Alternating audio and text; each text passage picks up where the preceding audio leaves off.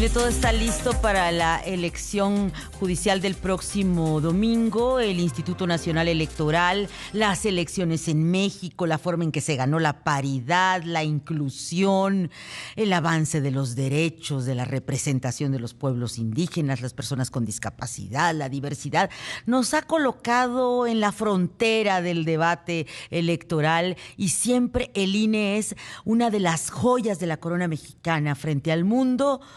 Pero no sé si el acordeón podrá ser agregado a esa lista de cosas que presumimos a nivel planetario. ¿Qué implica agregarle a la práctica electoral mexicana un acordeón? Es una pregunta que hoy tenemos y mucho agradecemos que nos acompañe esta mañana a la consejera electoral Dania Rabel. Consejera, bienvenida al programa. Muy buenos días, Ivonne, un gusto estar contigo. Al contrario, consejera, una alegría recibirla con nosotros. Pues, ¿cómo están ustedes observando estos acordeones? Parecerían inocuos, parecería que no tienen nada de malo, pero pues están promoviendo, consejera, con recursos y algunos políticos incluso. Te comento qué está pasando y qué estamos haciendo con relación a este tema en concreto. En este momento existen ya abiertos 2 procedimientos especiales sancionadores y 3 cuadernos auxiliares. Estos cuadernos auxiliares son por deslindes que hemos recibido de 3 candidaturas con relación a esos acordeones que están circulando. Ahora, el primer procedimiento especial sancionador que se abrió fue de un ciudadano en contra del gobernador de Nuevo León, porque lo que está diciendo esta persona es que el gobernador de Nuevo León está implementando un operativo de movilización electoral mediante Ajá. el cual empleados públicos deben reclutar al menos 10 votantes para apoyar a candidatos específicos en la elección judicial. El segundo procedimiento especial sancionador que tenemos abierto lo presentó una ciudadana en contra de servidores públicos de la Ciudad de México, Morena y diversas candidaturas también para integrar el Poder Judicial Federal.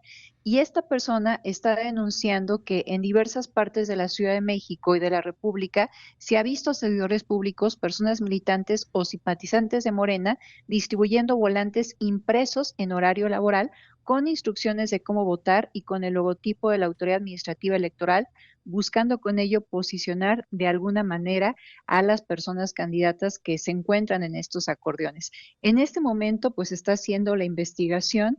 Digamos que es un procedimiento sumario que en Ajá. teoría debería tardarse 11 días en resolverse. No Sí. obstante, pues hay que hacer varias diligencias y eso siempre va alargando los tiempos. Ahora, ¿qué es importante que sepa la ciudadanía?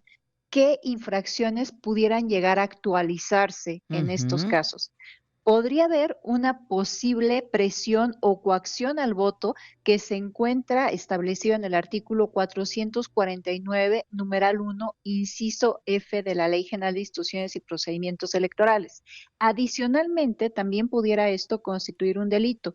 Por lo tanto, hemos dado vista a la Fiscalía Especializada en Delitos Electorales y Ujú. también se ha dado vista a la Unidad Técnica de Fiscalización porque también tenemos que investigar el origen de los recursos para hacer Claro. este reparto. Si están involucradas personas servidoras públicas y por lo tanto recursos públicos, si está involucrado un partido político, lo cual está expresamente prohibido derivado de esta reforma judicial, los partidos políticos no pueden intervenir en esta elección. Si están involucradas personas candidatas, pues entonces también hay una prohibición, unos lineamientos que nosotros hicimos para esta elección en donde no pueden compartir gastos, porque en un mismo documento están diversas candidaturas y eso lo que nos Es llevaría cierto. sería también a sumarle esos Ah, gastos a sus claro. topes de gastos de campaña. Y a la hora de la fiscalización de gastos de los candidatos, eso podría afectar los candidatos. Consejera. Sí, por supuesto que sí, porque además, pues sí hay que recordar que tenemos un tope de gastos no muy alto, a pesar de lo que dijo la Sala Superior, que lo subió muchísimo, contrario a lo que explícitamente decía la Ley General de Instituciones y Procedimientos Electorales.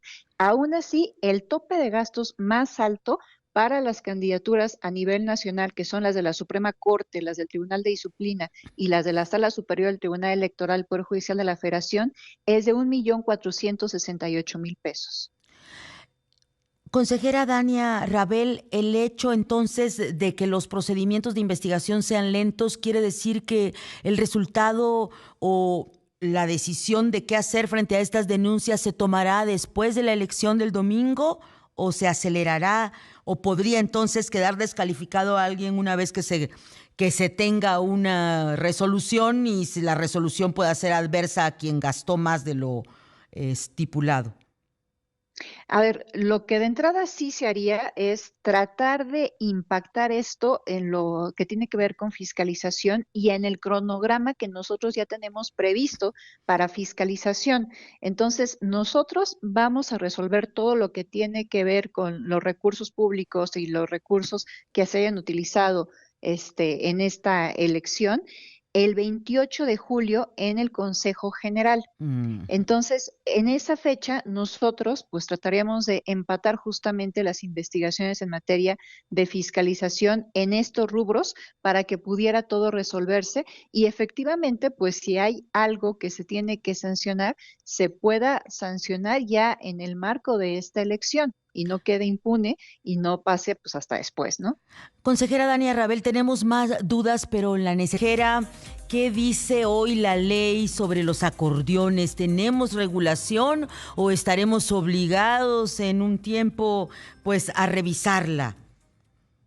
A ver, no dice algo expreso respecto a los acordeones en concreto, pero me parece que lo que podría llegar a actualizarse por lo que se está denunciando, pues es una posible presión o coacción al voto, que está establecido en el artículo 449, numeral 1, inciso F, de la Ley General de Instituciones y Procedimientos Electorales. También por lo que han mencionado, podría llegarse a actualizar una posible intervención de servidores públicos o de partidos políticos, lo cual también está expresamente prohibido derivado de la reforma judicial y en concreto de la modificación que se hizo en esta materia a la Ley General de Instituciones y Procedimientos Electorales. Y en el caso de las personas candidatas, pues también si se llegara a advertir que están involucradas, más allá de lo que tiene que ver con la materia de fiscalización, en donde se tendrían que sumar estos gastos a sus topes de gastos de campaña y además de todo, a que estarían violentando la prohibición expresa de que realicen actos o gastos en conjunto las candidaturas, pues también podría hacerse una posible vulneración al artículo 7, párrafo 2 de la Ley General de Instituciones y Procedimientos Electorales, que específicamente también habla sobre la libertad y la secrecía del voto.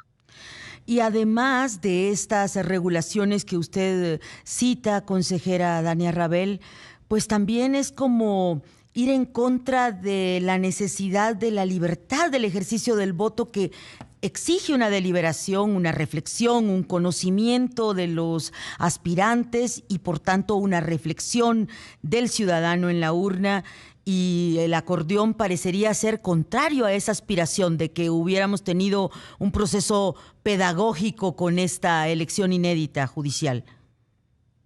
Esta elección ha sido muy retadora en todos sentidos y para todas las partes involucradas. Por supuesto, para la organización que ha tenido que hacer el Instituto Nacional Electoral, pero también incluso para la propia ciudadanía, porque a diferencia de lo que ha ocurrido en otras elecciones, pues de entrada no tenemos a las personas candidatas haciendo spots en radio y televisión directamente. Únicamente tenemos spots genéricos en donde se hace la promoción de la elección judicial y se invita a la ciudadanía a que consulte el perfil de las personas candidatas en la plataforma que desarrollamos para tal efecto. Entonces, eso implica que se requiere una actitud muchísimo más activa de la ciudadanía para meterse a la plataforma y revisar uno por uno los perfiles de las personas candidatas por las cuales puede llegar a votar y además pues son varios perfiles. Entonces, sí ha sido muy retador esta elección en todos los sentidos. ¿Qué le diría a los ciudadanos que aspiran a participar y que puedan toparse? Me dicen que también por celulares, por WhatsApp están circulando mucho estos acordeones y que podrían pues en una actitud de responsabilidad saltarse el acordeón y ponerse a trabajar de cómo ejercer su voto. A ver, sin duda tienen que recordar que, por supuesto, tienen toda la libertad de emitir su voto en el sentido que deseen Y en esa lógica, pues cualquier intento por tratar de intervenir, de interferir en el sentido de su voto, pues es completamente ilegal, inadecuado.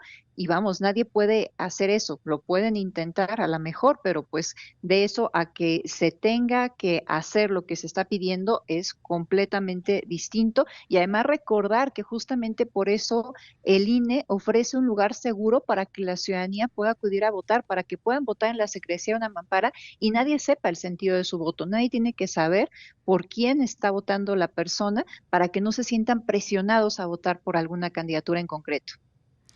Respecto, consejera Dania Rabel, estamos hablando con la integrante del Consejo del Instituto Nacional Electoral, respecto a las posiciones de no ir a votar, de llamar a no votar.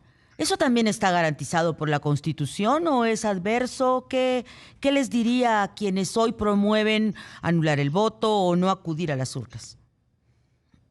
Bueno, la Constitución establece el voto como un derecho y una obligación. Sin embargo, a diferencia de lo que ocurre en otros países, no existe una sanción por no acudir a votar.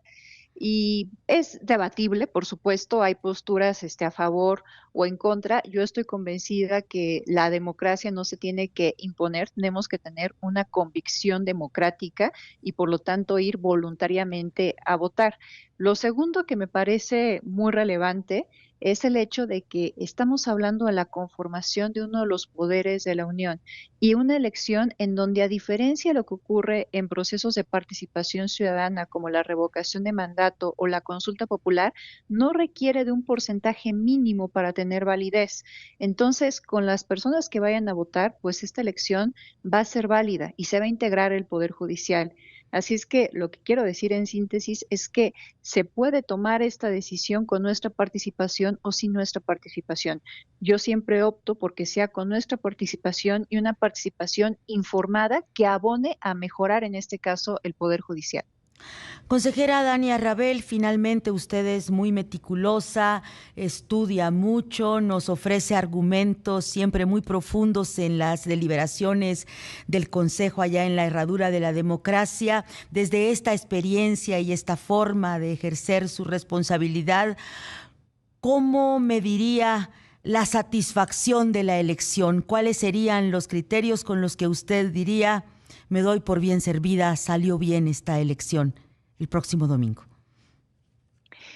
Yo creo que como en cada proceso electoral, después de que se lleve a cabo, nos tenemos que sentar, hacer un corte de caja y buscar cómo perfeccionar este procedimiento. Eso pasa en cualquier elección, pero en esta tiene que pasar con mayor vehemencia por el hecho de que fue una elección nueva, con nuevas reglas, tuvimos muy poco tiempo para poderla ejecutar, con menos recursos, mucho menos recursos de los que habíamos solicitado, lo cual nos lleva también a poner menos casillas de las que habíamos pensado.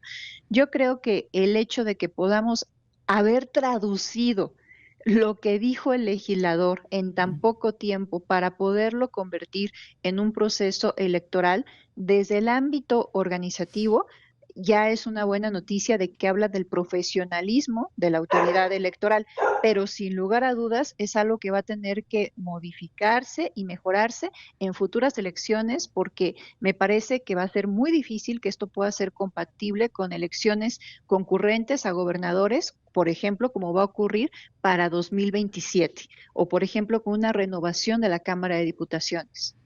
Muy interesante este dato. ¿A usted le parece que no deberían ser concurrentes por las dificultades que entraña? Y mucho agradecemos que comparta esta reflexión con nosotros esta mañana, consejera Dania Rabel. Estamos en contacto. Gracias por acompañarnos. Un gusto, Iván. Muy buen día. Muy buen día.